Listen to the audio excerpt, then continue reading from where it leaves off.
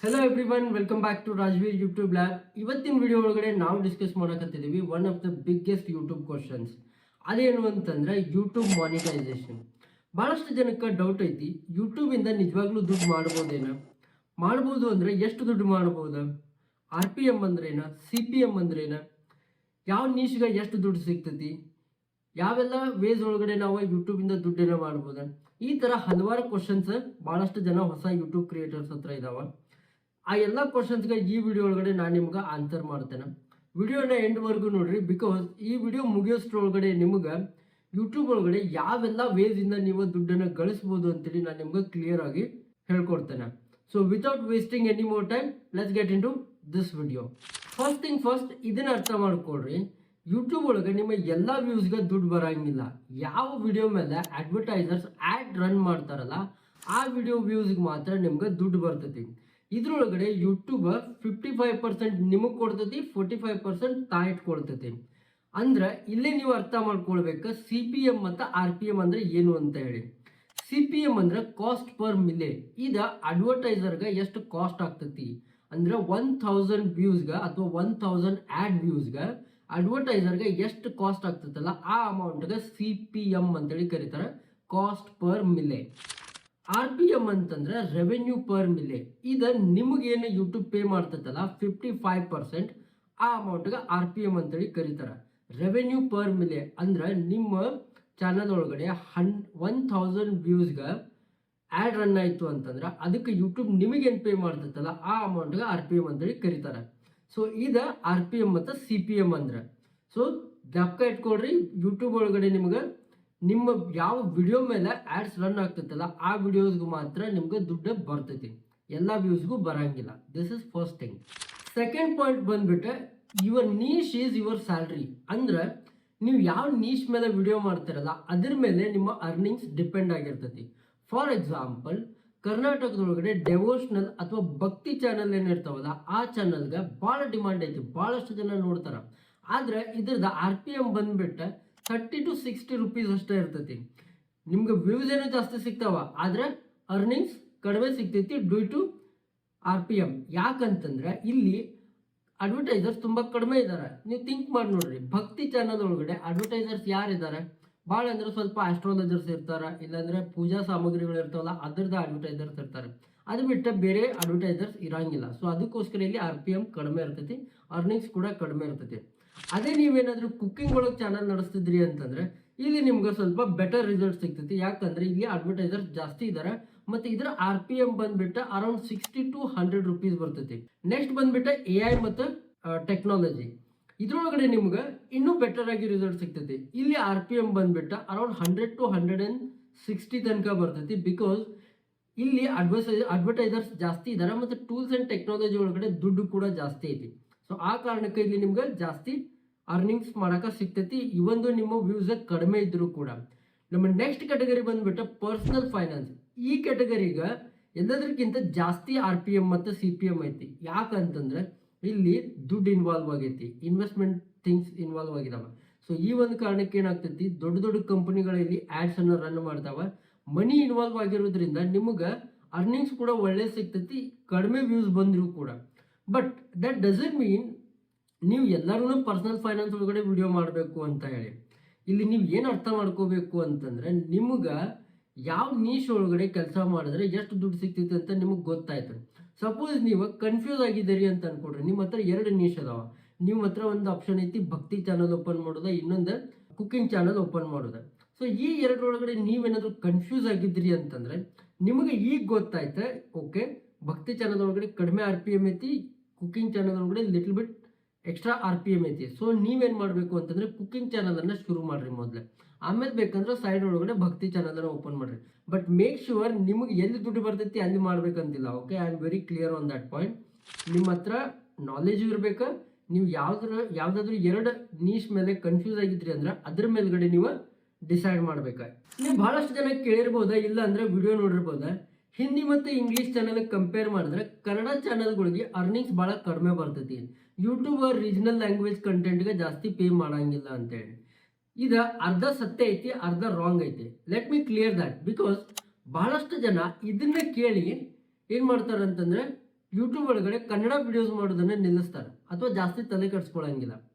C, first thing first, compare to UK ಮತ್ತು US ಕನ್ನಡದೊಳಗಡೆ RPM ಕಡಿಮೆ ಐತಿ. ಯಾಕಂದ್ರೆ ಅಡ್ವರ್ಟೈಸರ್ಸ್ ಮನಿ ಜಾಸ್ತಿ ಅಲ್ಲೈತಿ. That is truth. ಇದು ಮಾತ್ರ ನಿಜ, ನಾ ಇಲ್ಲ ಅಂತ ಹೇಳಾಕತ್ತಿಲ್ಲ. ಆದ್ರೆ ಸೆಕೆಂಡ್ ಪಾಯಿಂಟ್ ನೀವು ಅರ್ಥ ಮಾಡ್ಕೊಡ್ರಿ, ಸ್ಪಾನ್ಸರ್ಶಿಪ್ ಡೀಲ್ಸ್ ಏನಿದಾವಲ್ಲ ಅದ ಕನ್ನಡ ಇಂಡಸ್ಟ್ರಿ ಒಳಗಡೆ ಜಾಸ್ತಿ ಇದಾವ. ಥಿಂಕ್ ಮಾಡ್ರಿ, ಸಪೋಸ್ ಯಾವುದೋ ಒಂದು ಕಂಪನಿ ಕನ್ನಡ ಆಡಿಯನ್ಸ್ ಅಥವಾ ಕನ್ನಡ ವ್ಯೂವರ್ಸ್ಗೆ ಟಾರ್ಗೆಟ್ ಮಾಡಿ ಒಂದು ಆ್ಯಡ್ ರನ್ ಮಾಡಬೇಕು ಅಂತ ಐತಿ. ಅವರ 5 ಲಕ್ಷ 10 ಲಕ್ಷ ಇರುವಂಥ ಇಂಗ್ಲೀಷ್ ಅಥವಾ ಹಿಂದಿ ಚಾನಲ್ ಕಡೆ ಹೋಗಿ ಹೇಳಂಗಿಲ್ಲ ನನಗೆ ಕನ್ನಡದೊಳಗಡೆ ಒಂದು ಆ್ಯಡ್ ಮಾಡಬೇಕಾಗೈತಿ ನೀ ಮಾಡೋ ಅಂತೇಳಿ. Because they can't do it, right? ಅವ್ರು ಏನು ಮಾಡ್ತಾರೆ, ನಿಮ್ಮ ಹತ್ರ 10,000 ಸಬ್ಸ್ಕ್ರೈಬರ್ ಇದ್ರೂ ಕೂಡ ಅವ್ರು ನಿಮಗೆ ರೀಚ್ ಮಾಡ್ತಾರೆ. ಯಾಕಂತಂದ್ರೆ ಅವ್ರಿಗೆ ಗೊತ್ತೈತಿ ನಿಮ್ಮ ಹತ್ರ ಕಮ್ಯುನಿಟಿ ಐತಿ, ಅಲ್ಲಿ ಅವರ ಸರಿಯಾಗಿ ಮಾರ್ಕೆಟಿಂಗ್ ಅನ್ನ ಮಾಡ್ಬೋದು, ಅಲ್ಲಿ ಅವರು ತಮ್ಮ ಬ್ರ್ಯಾಂಡ್ ಅನ್ನ ಅಡ್ವರ್ಟೈಸ್ ಮಾಡ್ಬೋದು ಅಂತ ಹೇಳಿ. ಸೊ ನಿಮ್ಮ ರಿಯಲ್ ಮಾರ್ಕೆಟ್ ಎಲ್ಲಿ ಐತಿ ಅಂತಂದ್ರೆ ಸ್ಪಾನ್ಸರ್ಶಿಪ್ ಅಥವಾ ಬ್ರ್ಯಾಂಡ್ ಕೊಲಾಬರೇಷನ್ ಒಳಗಡೆ ಐತಿ. ಸೊ ಮೇನ್ ಥಿಂಗ್ ನೀವು ಫೋಕಸ್ ಮಾಡಬೇಕಾಗಿರೋದು ಬ್ರ್ಯಾಂಡ್ ಸ್ಪಾನ್ಸರ್ಶಿಪ್. ಇಲ್ಲಿ ಬಹಳಷ್ಟು ಅಪರ್ಚುನಿಟಿ ಐತಿ ಕನ್ನಡ ಇಂಡಸ್ಟ್ರಿ ಒಳಗಡೆ. ಮತ್ತೆ ನಿಮಗೇನಾದ್ರು ಯಾವ ಥರ ಬ್ರ್ಯಾಂಡಿಗೆ ರೀಚ್ ಆಗಬೇಕು, ಯಾವ ಥರ ಸ್ಪಾನ್ಸರ್ಶಿಪ್ ಡೀಲ್ಸ್ ಕ್ಲೋಸ್ ಮಾಡಬೇಕು, ಎಷ್ಟು ದುಡ್ಡು ನಾವು ಕೇಳಬೇಕು, ಯಾವ ಥರ ನಾವು ಅವರಿಗೆ ರೀಚ್ ಔಟ್ ಮಾಡಬೇಕಾ, ಯಾವ ಥರ ಇಮೇಲ್ ಬರೀಬೇಕಾ, ಯಾವ ಥರ ಮೀಟಿಂಗ್ಸ್ ಒಳಗಡೆ ಮಾತಾಡಬೇಕು ಅಂತ ಬರತ್ತಿಲ್ಲ ಅಂತಂದ್ರೆ ಅಥವಾ ನಿಮಗೆ ಗೊತ್ತಿಲ್ಲ ಅಂತಂದ್ರೆ ಈ ಚಾನಲನ್ನು ಸಬ್ಸ್ಕ್ರೈಬ್ ಮಾಡಿರಿ. ನಾನು ನಿಮಗೆ ಇದ್ರ ಮೇಲೆ ಒಂದು ಸಪ್ರೇಟ್ ವಿಡಿಯೋನ ಮಾಡೋವಿದ್ದಾನೆ with respect to brand collaborations. Best part of this video ಅದೇನಂತಂದ್ರೆ ನೀವು ಯಾವೆಲ್ಲ ಡಿಫ್ರೆಂಟ್ ವೇಸ್ ಒಳಗಡೆ ಯೂಟ್ಯೂಬಿಂದ ಅರ್ನಿಂಗ್ಸ್ ಅನ್ನ ಮಾಡಬಹುದು. Not just ads. ಓಕೆ, ಭಾಳಷ್ಟು ಜನ ಹತ್ರ ಒಂದು ಮಿಸ್ಕನ್ಸೆಪ್ಷನ್ ಐತಿ, ಮಿಸ್ ಇನ್ಫಾರ್ಮೇಶನ್ ತುಂಬಿಟ್ಟೈತಿ. ಯೂಟ್ಯೂಬ್ ಒಳಗಡೆ ನಾ ಬರೀ ಆ್ಯಡ್ಸ್ ಇಂದ ಮಾತ್ರ ದುಡ್ಡು ಮಾಡ್ಬೋದು, ಅದು ಬಿಟ್ಟು ಬೇರೆ ನನ್ನ ಹತ್ರ ದುಡ್ಡು ಮಾಡೋ ಹಾದಿನ ಇಲ್ಲ ಅಂತೇಳಿ. That is completely wrong. Just watch this section very carefully, because ಈ ಸೆಕ್ಷನ್ ಒಳಗಡೆ ನಿಮಗೆ ಗೊತ್ತಾಗ್ತೈತಿ 4 ಡಿಫ್ರೆಂಟ್ ವೇಸ್ ಒಳಗಡೆ ಯಾವ ಥರ ನೀವು ಯೂಟ್ಯೂಬಿಂದ ದುಡ್ಡು ಮಾಡ್ಬೋದು ಅಂತೇಳಿ. First thing first, YouTube ads ಅಥವಾ ಆ್ಯಡ್ಸೆನ್ಸ್. ಇದು ನಿಮಗೆ ಎಲ್ಲರಿಗೂ ಗೊತ್ತೈತಿ. ಯೂಟ್ಯೂಬ್ ಒಳಗಡೆ ಆ್ಯಡ್ಸ್ ರನ್ ಮಾಡ್ತಾರೆ ನಮ್ಮ ವಿಡಿಯೋ ಮೇಲೆ, ಅದ್ರ ಮೇಲೆ ನಮಗೆ ರೆವೆನ್ಯೂ ಬರ್ತೈತಿ, ಅದರಿಂದ ನಾವು ದುಡ್ಡು ಗಳಿಸ್ಬೋದು. ಇದಕ್ಕೆ ನೀವು ಜಾಯ್ನ್ ಆಗಬೇಕು ಅಂತಂದ್ರೆ YPP ಪ್ರೋಗ್ರಾಮ್ ಜಾಯ್ನ್ ಆಗಬೇಕು ಅಂತಂದ್ರೆ ನಿಮ್ಮ ಹತ್ರ ಮಿನಿಮಮ್ 1000 ಸಬ್ಸ್ಕ್ರೈಬರ್ಸ್ ಇರಬೇಕು ಮತ್ತು 4000 ವಾಚ್ ಅವರ್ ಇರಬೇಕು. ಇಷ್ಟ ಆಯಿತು ಅಂತಂದರೆ ನೀವು ಅಲ್ಲಿ ಜಾಯ್ನ್ ಆಗ್ತೀರಿ. ಅಲ್ಲಿ ಅದಾದಮೇಲೆ ಅವರು ಒಂದ್ಸರಿ ಅಪ್ರೂವ್ ಮಾಡಿದ್ಮೇಲೆ ನೀವು ಅವರ ಕಮ್ಯುನಿಟಿ ಗೈಡ್ಲೈನ್ಸ್ ಎಲ್ಲ ಕ್ಲಿಯರ್ ಮಾಡಿದ್ರಿ ಅಂತಂದ್ರೆ ಅವ್ರು ನಿಮ್ಗೆ ಅಪ್ರೂವ್ ಮಾಡಿದ್ರು ಅಂತಂದರೆ ನಿಮ್ಮ ವಿಡಿಯೋಸ್ ಮೇಲೆ ನೀವು ಆ್ಯಡ್ಸ್ ರನ್ ಮಾಡ್ಬೋದು. ನಿಮ್ಮ ನೀಶ್ ಪ್ರಕಾರ ನಿಮ್ಮ ಅರ್ನಿಂಗ್ಸ್ ಶುರು ಆಗ್ತೈತಿ. ಇದು ಒಂದು. ಸೆಕೆಂಡ್ ಬಂದ್ಬಿಟ್ಟು ಬ್ರ್ಯಾಂಡ್ ಕೊಲಾಬರೇಷನ್. ಕರ್ನಾಟಕ ಒಳಗಡೆ ಇದು ಭಾಳ ಇಂಪಾರ್ಟೆಂಟ್ ಐತಿ. ಕರ್ನಾಟಕ ಒಳಗಡೆ ಬ್ರ್ಯಾಂಡ್ ಕೊಲಾಬರೇಷನ್ಸ್ ಭಾಳ ಆಪ್ಷನ್ಸ್ ಇದಾವೆ, ಬಟ್ ಭಾಳಷ್ಟು ಜನ ಇದನ್ನು ಮಾಡಂಗಿಲ್ಲ. ಬಿಕಾಸ್ ಅವ್ರ ಹತ್ರ ಇದನ್ನು ಯಾವ ಥರ ಮಾಡಬೇಕು ಅಂತಲೇ ಗೊತ್ತಿಲ್ಲ. ಇದರೊಳಗಡೆ ನೀವು ಅನ್ಕೊಡ್ರಿ, ನಿಮ್ಮ ಹತ್ರ ಏನಾದರೂ ಒಂದು 10,000 ಸಬ್ಸ್ಕ್ರೈಬರ್ ಚಾನಲ್ ಐತಿ, ನೀವು ಆರಾಮಾಗಿ ಪ್ರತಿಯೊಂದು ಬ್ರ್ಯಾಂಡ್ ಕೊಲಾಬರೇಷನ್ ಒಳಗಡೆ 10 to 15,000 ಹಿಡಿದ ಒಂದು 30,000 ತನಕ ಒಂದು ವಿಡಿಯೋಗೆ ನೀವು ಚಾರ್ಜ್ ಮಾಡ್ಬೋದಾ. ಇದು ನಿಮ್ಮ ಎರಡನೇ ಆಪ್ಷನ್. ಥರ್ಡ್ ಆಪ್ಷನ್ ಬಂದ್ಬಿಟ್ಟು ಅಫಿಲಿಯೇಟ್ ಮಾರ್ಕೆಟಿಂಗ್. ನೀವು ಪ್ರಾಡಕ್ಟ್ ಲಿಂಕನ್ನು ಡಿಸ್ಕ್ರಿಪ್ಷನ್ ಒಳಗೆ ಕೊಟ್ಟ ಅದನ್ನು ವ್ಯೂವರ್ ಕ್ಲಿಕ್ ಮಾಡಿ ಏನಾದರೂ ಪರ್ಚೇಸ್ ಮಾಡಿದ್ರು ಅಂತಂದ್ರೆ ನಿಮ್ಗೆ ಅದಕ್ಕೆ ಕಮಿಷನ್ ಸಿಗ್ತೈತೆ. ಇದಕ್ಕೆ ಅಫಿಲಿಯೇಟ್ ಮಾರ್ಕೆಟಿಂಗ್ ಅಂತ ಅಂತಾರೆ. ಇಲ್ಲಿ ನೀವು ಬಹಳಷ್ಟು ದುಡ್ಡು ಮಾಡ್ಬೋದು. ಫಾರ್ ಎಕ್ಸಾಂಪಲ್, ನೀವೇನಾದರೂ 10,000 ಸಬ್ಸ್ಕ್ರೈಬರ್ಸ್ ಇದಾವೆ ಅಥವಾ ನಿಮ್ಗೆ 10,000 ವ್ಯೂಸ್ ಬರಾಕತ್ತೈತಿ ಒಂದು ವಿಡಿಯೋ ಒಳಗಡೆ, ಅಲ್ಲಿ ನೀವು ಒಂದು ಪ್ರಾಡಕ್ಟ್ ಲಿಂಕನ್ನು ಹಾಕಿದ್ದೀರಿ, ಆ ಲಿಂಕ್ ಒಳಗೆ ನಿಮ್ಗೆ 1% ಕನ್ವರ್ಷನ್ ಆಯಿತು ಅಂತಂದ್ರೆ 100 ಜನ ಆ ಲಿಂಕನ್ನು ಕ್ಲಿಕ್ ಮಾಡ್ದಂಗೆ ಆಯ್ತು. ಕ್ಲಿಕ್ ಮಾಡಿ ಅದರೊಳಗಡೆ 50 ಜನ ಏನಾದರೂ ಖರೀದಿ ಮಾಡಿದ್ರು ಅಂತಂದ್ರೆ, ಸಪೋಸ್ ಅನ್ಕೊಡ್ರಿ ಒಂದು 2,000 ರೂಪೀಸ್ ಒಂದು ಪ್ರಾಡಕ್ಟ್ ಐತಿ. ಓಕೆ, ಅದರೊಳಗಡೆ ನಿಮ್ಗೆ 5% ಸಿಕ್ತು ಅಂತಂದ್ರೆ ಲೆಕ್ಕ ಮಾಡಿ ನೋಡ್ರಿ ನಿಮ್ಗೆ ಎಷ್ಟಾಗ್ತೈತೆ ಅಂತ. 100 ರೂಪಾಯಿ ಸಿಗ್ತೈತಿ ಒಂದು ಪರ್ಚೇಸಿಂದ. ಒಂದು ಪರ್ಚೇಸಿಂದ 100 ರೂಪಾಯಿ ಅಂದ್ರೆ 50 ಪರ್ಚೇಸಿಂದ ಎಷ್ಟಾಯ್ತು ನೀವು ಲೆಕ್ಕ ಮಾಡಿಕೊಡ್ರಿ. ಸೊ ಇಷ್ಟು ಈಸಿಯಾಗಿ ನೀವು ದುಡ್ಡು ಮಾಡ್ಬೋದು ಜಸ್ಟ್ ಒಂದು ಲಿಂಕನ್ನು ಆ್ಯಡ್ ಮಾಡೋದ್ರಿಂದ. ಫೋರ್ತ್ ಆಪ್ಷನ್ ಬಂದುಬಿಟ್ರೆ ನಿಮ್ಮ ಓನ್ ಪ್ರಾಡಕ್ಟ್ಸ್, ನಿಮ್ಮ ಓನ್ ಕೋರ್ಸಸ್. ಇದರೊಳಗಡೆ ಜಾಸ್ತಿ ಅರ್ನಿಂಗ್ಸ್ ಆಗ್ತೈತೆ ನಿಮ್ಗೆ. ನೀವು ಒಂದು ಕಮ್ಯುನಿಟಿಯನ್ನು ಬಿಲ್ಡ್ ಮಾಡಿದ ಮೇಲೆ ನೀವು ಒಂದು ಪ್ರಾಡಕ್ಟನ್ನು ಲಾಂಚ್ ಮಾಡಿರಿ, ಕೋರ್ಸಸನ್ನು ಲಾಂಚ್ ಮಾಡಿರಿ, PDF ಡಾಕ್ಯುಮೆಂಟ್ಸ್, ಬುಕ್ಸ್ ಲಾಂಚ್ ಮಾಡಿರಿ, ಇಲ್ಲ ಟ್ರ್ಯಾಕರ್ಸ್ಗಳನ್ನ ಲಾಂಚ್ ಮಾಡಿರಿ. ನೀವು ಇದನ್ನು ಲಾಂಚ್ ಮಾಡಿದಾಗ ಇದನ್ನು ನೀವು ಎಷ್ಟು ಸೇಲ್ ಮಾಡ್ತಾರಲ್ಲ ಅದ್ರದ್ದು ಎಲ್ಲ ರೆವೆನ್ಯೂ ನಿಮ್ಗೆ ಬರ್ತೈತಿ ಡೈರೆಕ್ಟಾಗಿ. ಯೂಟ್ಯೂಬ್ ಇದ್ರೊಳಗಡೆ ಯಾವುದನ್ನು ಇಟ್ಕೊಳ್ಳಂಗಿಲ್ಲ, ಇದೆಲ್ಲ ನಿಮ್ಗೆ ಡೈರೆಕ್ಟಾಗಿ ಬರ್ತೈತಿ. ಬಟ್ ಈ ಪ್ರಾಡಕ್ಟ್ಸ್ಗಳನ್ನ ಬಿಲ್ಡ್ ಮಾಡೋದೇನೈತಿಲ್ಲ ಅದು ಒಂದು ಬಿಗ್ಗೆಸ್ಟ್ ಚಾಲೆಂಜ್ ಐತಿ. ಅದೇನಾದರೂ ನಿಮ್ಗೆ ಬರಾಕತ್ತಿಲ್ಲ ಅಂತಂದರೆ ಇದ್ರ ಮೇಲೂ ಕೂಡ ನಾವು ಒಂದು ಸ್ಪೆಸಿಫಿಕ್ ವಿಡಿಯೋ ಮಾಡೋದಿದ್ದಾನೆ, ಯಾವ ಥರ ನೀವು ಪ್ರಾಡಕ್ಟ್ ಬಿಲ್ಡ್ ಮಾಡಬೇಕು, ಅದನ್ನು ಯಾವ ಥರ ಮಾರ್ಕೆಟ್ ಒಳಗೆ ಲಾಂಚ್ ಮಾಡಬೇಕು ಅಂತೇಳಿ. ಸೊ ಚಾನಲನ್ನು ಸಬ್ಸ್ಕ್ರೈಬ್ ಮಾಡಿರಿ, ಬೆಲ್ ಐಕಾನನ್ನು ಪ್ರೆಸ್ ಮಾಡಿರಿ, ಆ ವಿಡಿಯೋ ಬಂದಾಗ ನಿಮ್ಗೆ ನೋಟಿಫಿಕೇಶನ್ ಬರ್ತೈತಿ. ಸೊ ಈ 4 ವೇಸ್ ಒಳಗಡೆ ನೀವು ಯೂಟ್ಯೂಬ್ ಒಳಗಡೆ ದುಡ್ಡನ್ನು ಮಾಡ್ಬೋದು. ಸೊ ಇವಾಗ ನಿಮಗೆ ಗೊತ್ತಾಯ್ತಾ RPM ಅಂದ್ರೇನು, CPM ಅಂದ್ರೇನು, ಯಾವ ನೀಶ್ ಒಳಗಡೆ ಎಷ್ಟು ದುಡ್ಡು ಬರ್ತೈತಿ, ಏನೆಲ್ಲ ವೇಸ್ ಅದಾವ ನೀವು ಈ ಯೂಟ್ಯೂಬ್ ಒಳಗಡೆ ದುಡ್ಡನ್ನು ಗಳಿಸೋದಕ್ಕೆ ಅಂತ ಹೇಳಿ. ನಮ್ಮ ಲಾಸ್ಟ್ ಪಾಯಿಂಟ್ ಬಂದ್ಬಿಟ್ಟೆ, ನೀವು ಇದೆಲ್ಲನೂ ಒಂದೇ ಸಾರಿ ಗಳಿಸೋಕ್ಕಾಗಂಗಿಲ್ಲ, ಇದಕ್ಕೊಂದು ಟೈಮ್ ಲೈನ್ ಇರ್ತೈತಿ, ರೈಟ್? ಇವತ್ತು ನೀವು ವಿಡಿಯೋ ಮಾಡ್ಲಿಕ್ಕೆ ಶುರು ಮಾಡಿ ಸ್ಟಾರ್ಟ್ ಮಾಡಿದ್ರಿ ಅಂತಂದ್ರೆ ನೀವು ಜಸ್ಟ್ 1 ತಿಂಗಳ ಒಳಗಡೆ ನೀವು ಅರ್ನಿಂಗ್ಸ್ ಶುರು ಮಾಡೋಕ್ಕಾಗಂಗಿಲ್ಲ. YouTubing is becoming a YouTuber is a long term process. Okay, ನೀವು ಭಾಳಷ್ಟು ಹಾರ್ಡ್ ವರ್ಕನ್ನು ಮಾಡಬೇಕಾಗ್ತೈತಿ, ಕನ್ಸಿಸ್ಟೆಂಟಾಗಿ ವಿಡಿಯೋಸ್ ಹಾಕಬೇಕಾಗ್ತೈತಿ.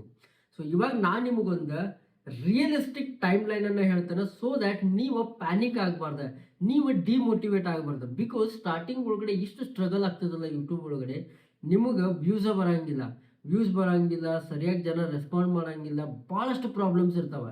ಇದನ್ನು ಯಾರು ಯೂಟ್ಯೂಬ್ ಒಳಗಡೆ ನಿಮ್ಗೆ ಓಪನ್ ಆಗಿ ಹೇಳಂಗಿಲ್ಲ. ಎಲ್ಲರೂ ಹೇಳ್ತಾರೆ ಯೂಟ್ಯೂಬ್ ಮಾಡ್ರಿ ದುಡ್ಡು ಬರ್ತೈತಿ. No, there is lot of struggle happens behind the scenes.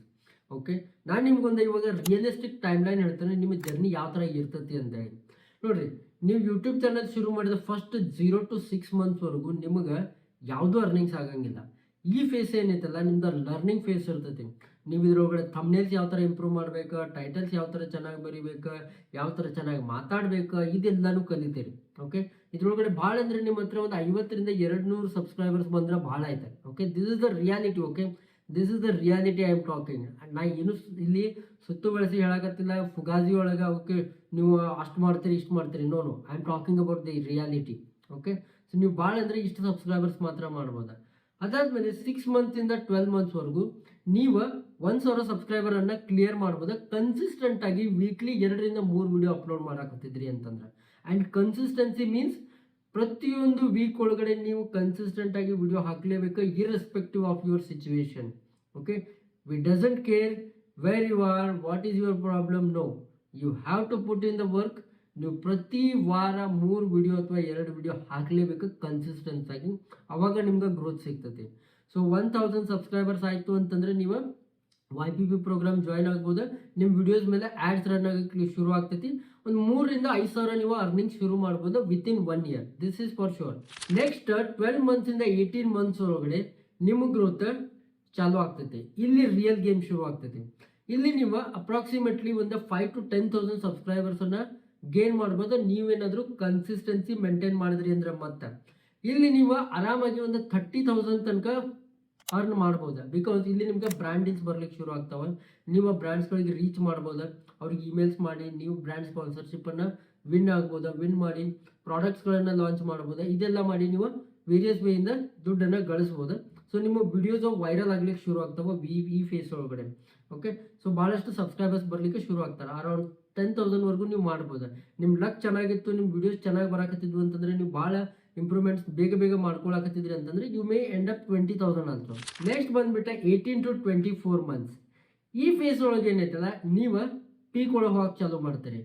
Almost ನೀವು ಆರಾಮಾಗಿ 50,000ದಿಂದ 1 ಲಕ್ಷ ನೀವು ಆರಾಮಾಗಿ ದುಡಿಬೋದು.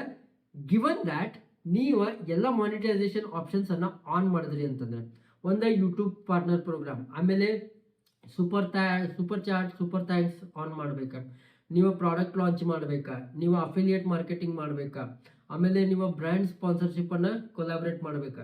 ಇಲ್ಲಿ ನಿಮ್ಗೊಂದು 50,000 ಸಬ್ಸ್ಕ್ರೈಬರ್ಸ್ ಬಂದರು ಅಂದರೂ ಕೂಡ ಆರಾಮಾಗಿ ನೀವು 50,000ದಿಂದ 1 ಲಕ್ಷ ದುಡಿಬೋದು ವಿತಿನ್ 24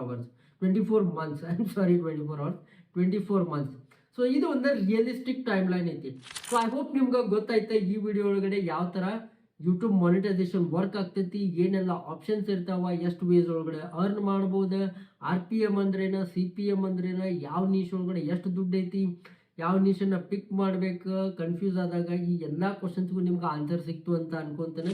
ಮತ್ತು ನಿಮಗೆ ಈ ವಿಡಿಯೋ ಒಳಗಡೆ ಏನಾದರೂ ವ್ಯಾಲ್ಯೂ ಸಿಕ್ಕಿತ್ತು ಅಂತಂದರೆ ವಿಡಿಯೋನ ಲೈಕ್ ಮಾಡಿರಿ, ಮತ್ತು ನಿಮ್ಮ ಫ್ರೆಂಡ್ಸ್ ಮತ್ತು ಫ್ಯಾಮಿಲಿ ಜೊತೆ ಶೇರ್ ಮಾಡಿರಿ. ಯಾರಾದರೂ ಯೂಟ್ಯೂಬನ್ನು ಶುರು ಮಾಡ್ಲಿಕ್ಕತ್ತಿದ್ರು ಅಂತಂದರೆ, ಯಾರಾದರೂ ಯೂಟ್ಯೂಬ್ ಒಳಗಡೆ ಸ್ಟ್ರಗಲ್ ಮಾಡಕತ್ತಿದ್ರು ಅಂತಂದ್ರೆ, ನಮ್ಮ ಚಾನಲ್ ಒಳಗಡೆ ನಿಮಗೆ ವೇರಿಯಸ್ ಯೂಟ್ಯೂಬ್ ರಿಲೇಟೆಡ್ ವಿಡಿಯೋ ಸಿಗ್ತಾವೆ. YouTube growth, video editing, thumbnail, SEO, monetisation, brands collaborations, ಎಲ್ಲದರ ಮೇಲೆ ನಮ್ಮ ಚಾನಲ್ ಒಳಗಡೆ ಕನ್ನಡದೊಳಗಡೆ ವಿಡಿಯೋ ಸಿಗ್ತಾವೆ. ಚಾನಲನ್ನು ಸಬ್ಸ್ಕ್ರೈಬ್ ಮಾಡಿರಿ ಮತ್ತು ಬೆಲ್ ಐಕಾನನ್ನು ಪ್ರೆಸ್ ಮಾಡಿರಿ. ನಮ್ಮ ನೆಕ್ಸ್ಟ್ ವಿಡಿಯೋ ಬಂದಾಗ ಕೂಡ ನಿಮ್ಗೆ ನೋಟಿಫಿಕೇಶನ್ ಬರ್ತೈತಿ. So until next video, keep learning, keep creating. Bye.